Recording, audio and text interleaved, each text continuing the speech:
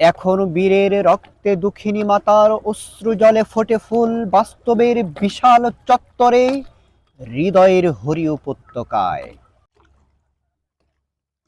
ফেব্রুয়ারি ৬৯, সৈয়দ শামসুল হক। আবার ফুটেছে দেখো কৃষ্ণচূড়া থরে থরে, শহরের পথে কেমন নিবিড় হয়ে। কখনো মিছিলে, কখনো বা একা হেঁটে যেতে যেতে মনে হয় ফুল নয়, ওরা শহীদের ঝলকিত রক্তের বুদবুদ, স্মৃতি গন্ধে ভরপুর। একুশের কৃষ্ণচূড়া আমাদের চেতনারই রং।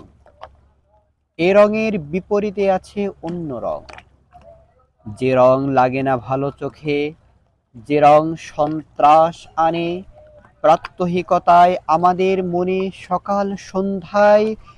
এখন সে রং ছেয়ে গেছে পথঘাট, সারা দেশ ঘাতকের অশুভ আস্তানা।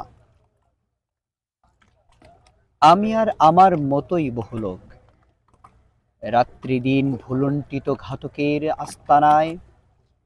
কেউ মরা, আধ মরা, কেউ কেউ বা ভীষণ জেদি, দারুণ বিপ্লবে ফেটে পড়া।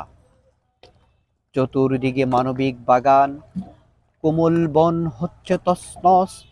বুঝি তাই ১৯৬৯-এও আবার সালাম নামে রাজপথে শূন্যে তোলে ফ্ল্যাগ। বরকত বুক পাথে ঘাতকের থাবার সম্মুখে। সালামের চোখ আজ আলোকিত ঢাকা, সালামের মুখ আজ তরুণ শ্যামল পূর্ব বাংলা।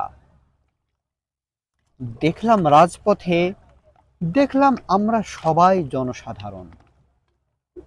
দেখলাম সালামের হাত থেকে নক্ষত্রের মতো ঝরে অবিরত অবিনাশী বর্ণমালা। আর বরকত বলে গাঢ় উচ্চারণে, এখন বীরের রক্তে দুঃখিনী মাতার অশ্রু জলে ফোটে ফুল বাস্তবের বিশাল চত্বরে, হৃদয়ের হরি উপত্যকায়। সেই ফুল আমাদেরই প্রাণ, শিহরিত ক্ষণে ক্ষণে আনন্দের রৌদ্রে আর দুঃখের ছায়ায়।